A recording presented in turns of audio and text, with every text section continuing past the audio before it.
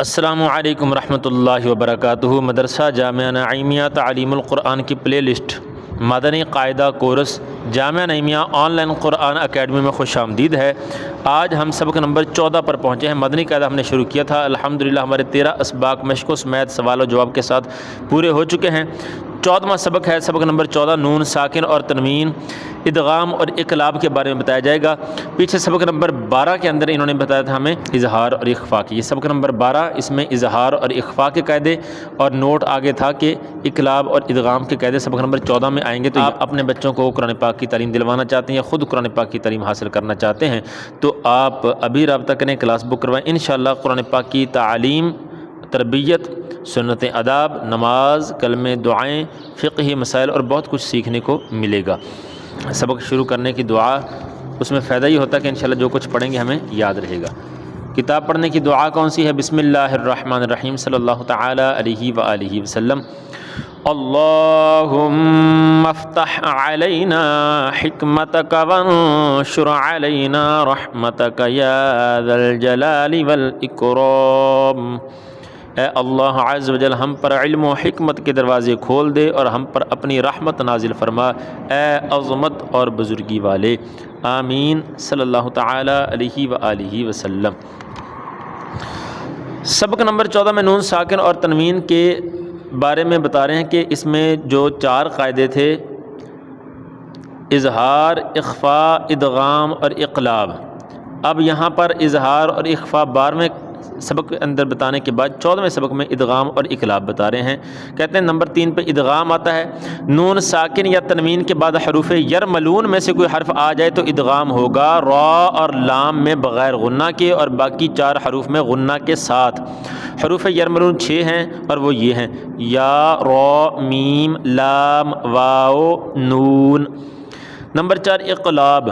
اقلاب، نون ساکن یا تنوین کے بعد حرف با آ جائے تو اقلاب ہوگا، یعنی نون ساکن اور تنوین کو میم سے بدل کر اخفا کریں، یعنی غنہ کر کے پڑھیں۔ ادغام کے ہجے اس طرح کریں گے جیسے یہ من یقولو کے انہوں نے کر کے بتائے ہیں، اور اقلاب کے ہجے اس طرح کریں گے جیسے من بعدی کے کر کے انہوں نے بتائے ہیں۔ اب یہاں سے تھوڑا سا جاننے کی کوشش کرتے ہیں کہ انہوں نے کیا بتا رکھا ہے۔ یہ علامت جو ہے اس کو جزم کہتے ہیں، دال کی طرح سے یہ ایسے بنے ہوتے ہیں، اس کو بولتے ہیں جزم، اور جس کے اوپر یہ جزم ہے اس کو ساکن بولتے ہیں۔ تو یہ نون جو ہے اس کے اوپر اگر جزم آ جائے گی تو یہ ساکن بن جائے گا، میم جو ہے اس کے اوپر یہ جزم آ جائے گی تو ساکن بن جائے گا، جیسے حمزہ با زبر اب، یہاں حمزہ نون زبر ان، تو یہ جس کے اوپر یہ نشان آ جائے گا یہ ایسے بھی ہوتا ہے بعض اوقات، تو اس کو بولتے ہیں نون ساکن۔ تو نون ساکن اور یہ 2 زبر 2 زیر 2 پیش، اس کو تنوین بولتے ہیں، یہ بھی آپ نے پیچھے پڑھا تھا۔ تو 2 زبر 2 زیر 2 پیش کو تنوین بولتے ہیں، اور نون ساکن اس کو بولتے ہیں جس نون کے اوپر جزم لگی ہو۔ نون ساکن یا 2 زبر 2 زیر 2 پیش کے بعد اگر حروف یرملون میں سے کوئی آ جائے تو یہ میں نے پیچھے بھی آپ کو کافی ڈیٹیل سے بتایا ہے، تو یہاں پھر میں دوبارہ بتا رہا ہوں کہ نون ساکن یعنی ایسی نون، یا پھر 2 زبر 2 زیر 2 پیش کے بعد یہ جو ہے نا قانون اس کے بتا رہے ہیں کہ اس کے بعد اگر حروف یرملون میں سے کوئی حرف آ جائے تو پھر آپ نے کیا کرنا ہے کہ آپ نے ادغام، ویسے ادغام کہتے ہیں مدغم کرنا، ایک کو دوسرے میں چھپا دینا یا ایک کو دوسرے سے ملا دینا، تو اس کو بولتے ہیں ادغام۔ تو اب ادغام کیسے کرنا ہے؟ یہاں پر یہ من یقولو ہے، یہ ادغام ہوا ہے، ٹھیک ہے۔ تو یہاں پہ آپ نے جیسے یہ ہے نون، اب نون لکھا گیا ہے لیکن پڑھنے میں یہ نہیں آئے گا، اشارہ آئے گا صرف، جیسے میم نون یا زبر مئی، اب یہ من یقولو بننا تھا من یقولو، لیکن میم ختم ہو گیا یا پھر میم یہ یا کے ساتھ مل گیا تو اس کو ادغام بولتے ہیں، یا پھر یہ حذف ہو گیا بیچ میں، مدغم ہو گیا، چھپ گیا، اس کو بولتے ہیں من یقولو، ادغام کرنا۔ اور ادغام میں بھی آگے کہتے ہیں کہ جو یرملون والے حروف ہیں ان میں سے را اور لام جو ہے ایسے ہیں کہ ان پہ آپ نے غنہ نہیں کرنا، باقی آپ نے اخفا کرنا یعنی غنہ کر کے پڑھنا ہے۔ اب یہ جو سبق ہم پڑھیں گے یہاں سے یہ مثالیں بھی ان کی آتی جائیں گی، جیسے یہ نون ساکن کے بعد یا آیا، نون ساکن کے بعد واو آیا، نون ساکن کے بعد یا آیا، نون ساکن کے بعد واو آیا، یہ مثالیں ہیں، تو یہ غنہ کرنا ہے۔ لیکن یہاں نون ساکن کے بعد را آ گیا، تو را حروف یرملون میں را اور لام میں غنہ نہیں کرا، تو یہاں پر مر ربی کا یہاں غنہ کریں گے، مم مشہد، ناک میں آواز لے کے جانے کو غنہ کہتے ہیں، اور اس کی مقدار 1 الف یعنی 2 حرکات کے برابر ہے، تو مم مشہد یہ غنہ، اور مر ربی کا غنہ نہیں کیا۔ اسی طرح سے یقل لہ ولم یقل لہ کفوا احد، یقل لہ میں غنہ نہیں کیا، تو یہ کہتے ہیں کہ لام اور را میں غنہ نہیں کرنا، باقی غنہ کر کے آپ نے پڑھنا ہے، اور اس کو بولتے ہیں ادغام کرنا، کہ اگر یرملون میں سے کوئی حرف آ جائے تو یرملون یرملون، ان کو جمع کر دیا یرملون بن گیا، یا را میم لام واو اور نون۔ آگے اقلاب، اقلاب بولتے ہیں، کہتے ہیں جی اقلاب جو ہے، ویسے اقلاب ہوتا ہے بدل دینا، ایک الفاظ لکھا ہے اس کو دوسرے الفاظ سے بدل دینا، جیسے میم ہے تو اس کو نون بنا دیں، نون ہے تو اس کو میم بنا دیں، تو یہ بدل گیا، اس کو بولتے ہیں اقلاب۔ اقلاب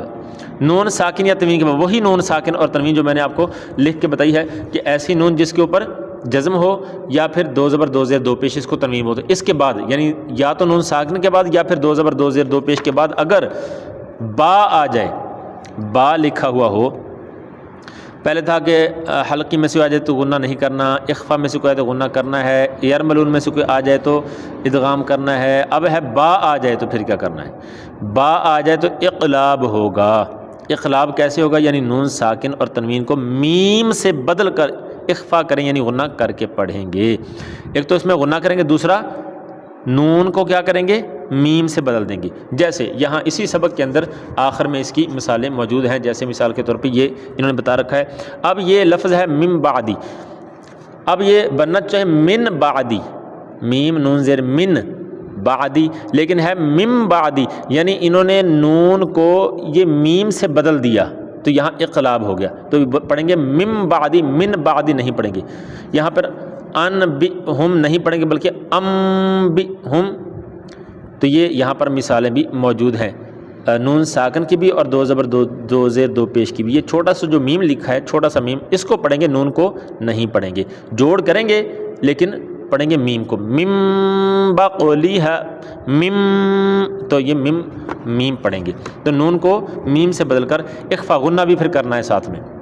آگے ہے جی ادغام کے ہجے کیسے کرنے ہیں، تو یہ جو پہلے والا ادغام ہے اس کے ہجے کیسے کریں، جیسے من یقولو کے انہوں نے کر کے بتائے ہیں کہ میم نون یا زبر میں، میم نون یا زبر میں، یا زبر یا میں، یا قاف واو پیش قو، من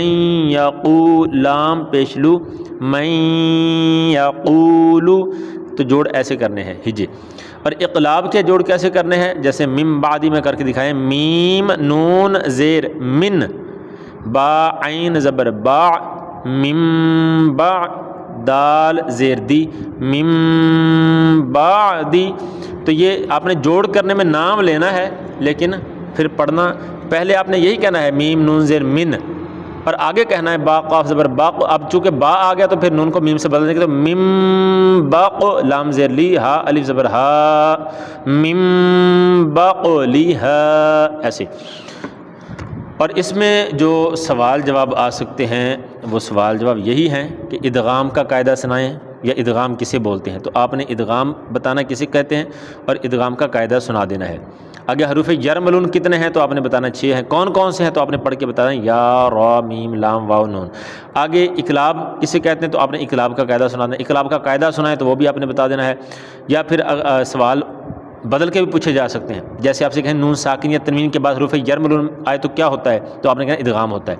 نون ساکن یا تنوین کے بعد با آئے تو کیا ہوتا ہے، اقلاب ہوتا ہے، تو ایسے بھی سوال بدلے جا سکتے ہیں۔ اور پھر یہ بھی کہا جا سکتا ہے کہ اقلاب میں گناہ کرنا یا نہیں کرنا تو کرنا ہے، اور ادغام میں تو آپ نے کہنا کہ را اور لام میں نہیں کرنا، باقی میں کرنا ہے۔ ان کے ہجے کیسے کریں یہ بھی سوال آ سکتا ہے۔ نون ساکن تنوین کے کتنے قاعدے ہیں تو 4، اظہار، اخفاء، ادغام اور اقلاب، تو یہ سوال بھی اس میں آ سکتے ہیں۔ اور دوسرے نمبر پہ سبق پڑھنے کے حوالے سے بھی سوال آپ سے کیے جا سکتے ہیں، کہ جیسے مثال کے طور پہ اب یہاں پر آپ سے پوچھ سکتے ہیں کہ یہ من یقول میں کون سا قاعدہ لگ رہا ہے، تو یہ بھی سوال اس طرح سے آ سکتا ہے۔ باقی تختیوں میں بھی پیچھے میں نے بتایا نہیں ہے، لیکن باقی تختیوں میں ایسے سوال آ سکتے ہیں یہاں پر کون سا قاعدہ لگ رہا ہے، تو آپ نے بتانا کہ یہاں پر ادغام کا قاعدہ لگ رہا ہے، اور آگے پھر جو سوال کریں وہ آپ نے بتانے ہیں۔ جیسے یہاں پہ پوچھیں گے یہاں کون سا قاعدہ لگ رہا ہے من بعد میں، تو آپ نے بتانا اقلاب کا۔ بھائی کیسے؟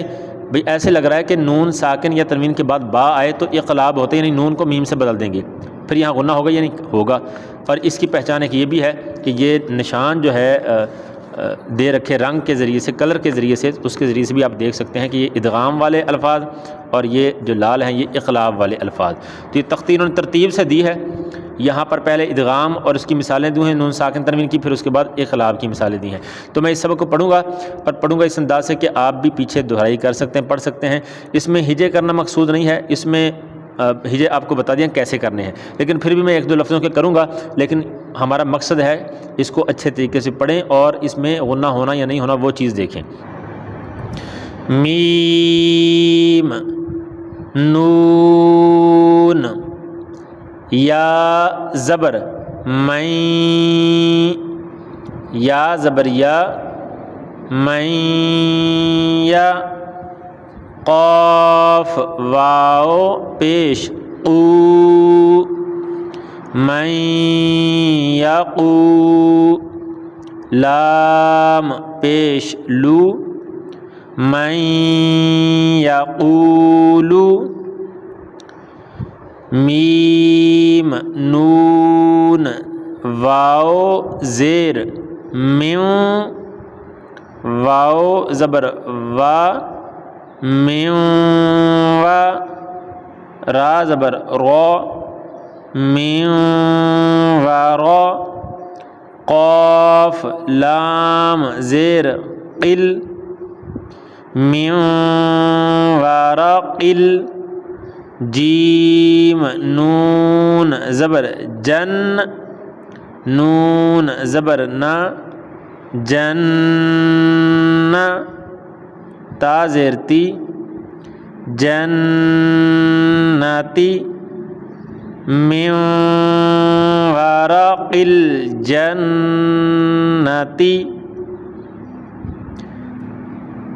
میم، نون، یا زیر می، یا واو زبر یو، می یو، میم دو زیر من، می یومن، میم، نون، واو زیر میوں، واو زبر وا، میوں وا، لام یا زیر لی، یا دو زیر ین، میوں والین۔ اگلا صفحہ، مم مشہد، مم مثلہ، من نصیر، من نطفۃ، من ربک، من ربہم، من لدنہ، یکلہ، کتابا یلقاہ، رجل یسعی، ہدی وذکری، وجوہ یومئذ برحمۃ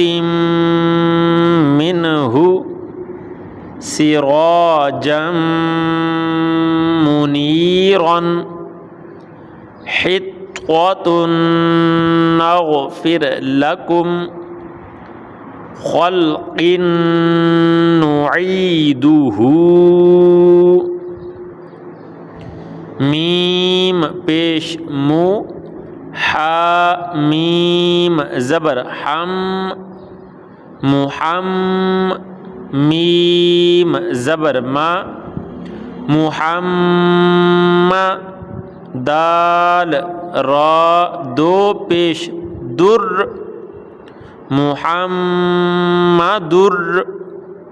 را زبر را، سین واو پیش سو، رسو، لام لام پیش لل رسول لام کھڑا زبر لا رسول اللہ حاضر ہی رسول اللہ محمد الرسول اللہ رؤوف الرحیم مصدقا لما ویل لکل میم نون زیر من با عین زبر با دال زیر دی من بعدی من بقلها حمزہ نون زبر ان با حمزہ زیر بی ام بی ہا میم پیش ہم ام بی ہم لیمبذن قولا بلیغا خبیرا بصیرا جنت بربوۃ کرام بررۃ حل بہذا صاد میم پیش صم میم دو پیش من صمن با کاف پیش بک میم دو پیش من بک من صم بک من۔ یہاں تک یہ ہماری تختی مکمل ہوئی۔ سبق نمبر 14 ہم نے پڑھ لیا ہے۔ اس سبق کے حوالے سے آپ کے ذہن میں کوئی سوال ہو، کسی چیز کی سمجھ نہ لگی ہو تو آپ پوچھ سکتے ہیں، انشاءاللہ رہنمائی کرنے کی کوشش کی جائے گی۔ اگر آپ خود قرآن پاک کی تعلیم حاصل کرنا چاہتے ہیں یا اپنے بچوں کو قرآن پاک کی تعلیم دلوانا چاہتے ہیں تو ابھی ہم سے رابطہ کر کے کلاس بک کروائیں۔ انشاءاللہ اچھے طریقے سے قرآن پاک تجوید کے ساتھ پڑھانے کی، نماز، کلمے، دعائیں، فقہی مسائل، سنتیں، آداب، بہت کچھ سکھانے کی کوشش کی جائے گی۔ ملتے ہیں اگلے سبق کے اندر، تب تک کے لیے اللہ حافظ۔ السلام علیکم ورحمۃ اللہ وبرکاتہ۔